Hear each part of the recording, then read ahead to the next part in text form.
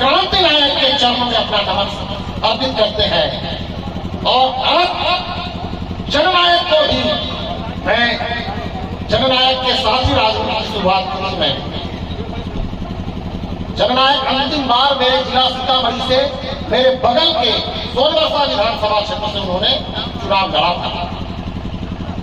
मेरे घर पर उनके चुनाव की रणनीति बनती थी और जब मैं पटना में पढ़ने आया तो पटना विश्वविद्यालय में उनकी ही पार्टी लोकदल की छात्र सभा के पटना साइंस कॉलेज के साइंस कॉलेज यूनिट से मैंने राजनीति की शुरुआत की। और आज हम पप्पू यादव जी के साथ हैं तो ऐसा लगता है कि जिस बीज को जननायक कर्पूरी ठाकुर ने मेरे हाथों में दिया था, आज वो अगर पल्वित पुष्पित होगा तो क्रांति नायक पप्पू यादव जी के ही हाथों से होगा, ऐसा मुझको पूरा भरोसा है।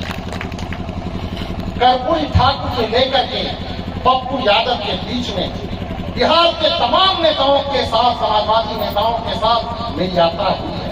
चाहे वो लालू प्रसाद यादव हो, चाहे वो नीतीश कुमार हो या रामविलास पासवान जी हो, ये तीन कद्दावर नेता है बिहार में। रामविलास पासवान जी हम लोग के बीच नहीं रहे, जिन्होंने कर्पूरी ठाकुर के साथ संघर्ष करते हुए एक पहचान बनाई।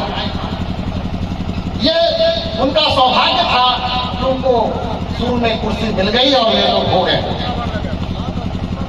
लेकिन अगर मैं कर्पूरी ठाकुर के व्यक्तित्व और कृतित्व पर, उनके संघर्ष के आयाम को अगर मैं बहुत तरीके से समीक्षा करता हूं तो पाता हूं कि जननायक कर्पूरी ठाकुर के पदचिन्हों पर न लालू प्रसाद यादव चले, न नीतीश कुमार चले, न रामविलास पासवान चले। अगर कोई व्यक्ति वाहिद शख्स अगर उसके पदचिन्हों पर, उनके सिद्धांतों पर, उनके विचारों पर अगर चलने का काम कर रहा है तो वो है क्रांति नायक पप्पू यादव।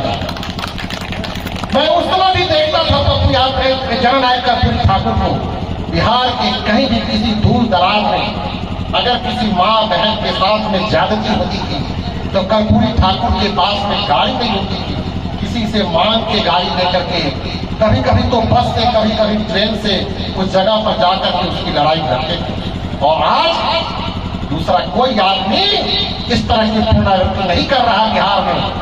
अगर कोई व्यक्ति पुनरावृत्ति कर रहा है तो उसका नाम पप्पू यादव है।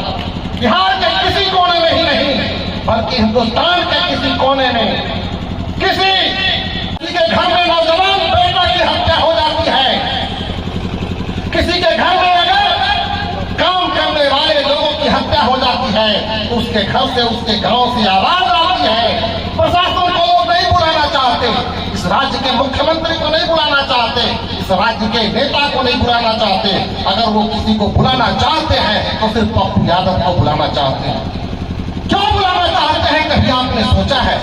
जिस तरह का कर्पूरी ठाकुर किसी गांव में चले जाते थे, किसी गरीब के साथ अन्याय होता था और वहां बैठ करके वहीं से संघर्ष करते थे और उसकी आवाज बन जाते थे, उस गांव के लोगों को, उस जुल्म के शिकार लोगों को कुछ न्याय मिल जाता था, उसको अखबार में जगह मिल जाती थी। अखबार में जगह मिलने के कारण प्रशासन के लोगों को, सरकार के में बैठे हुए लोगों को ध्यान आकृष्ट होता था और उसको न्याय मिलता था। और वही काम जो जननायक कर्पूरी ठाकुर ने शुरुआत की थी कम संख्या में, आज वही काम भारी संख्या में हमारे क्रांति नायक पप्पू यादव जी बिहार के तमाम जिलों में जहां भी कहीं जुल्म होता है वहां जाकर के अपना झंडा गाड़ते हैं और उसके साथ दो चार हाथ लाने के लिए हमेशा तैयार है। अपराधी हो, चाहे सरकार के माफिया हो, चाहे भारत सरकार में बैठने वाले भ्रष्ट मंत्री हो, अगर उनको किसी से भय है तो वो क्रांति नायक पप्पू यादव से भय है। लोगों की उम्मीद और बिहार की आवाज हमारे बीच है और वो जब तक रहेंगे इस बिहार में कोई भी व्यक्ति चाहे कितना भी मजबूर हो जाए, कितना भी असहाय हो जाए, कितना भी लाचार हो जाए, उनकी आवाज वो बन करके रहेंगे। ऐसे मौके पर हम चाहते हैं आप भी पप्पू यादव जो पप्पू पप्पू यादव जी हूबहू तो नहीं हो सकते हैं, लेकिन उनके चरित्र का, उनके व्यक्तित्व का थोड़ा सा अंश अपने आप में समाहित कीजिए और अगल बगल के गांव में कहीं भी जुल्म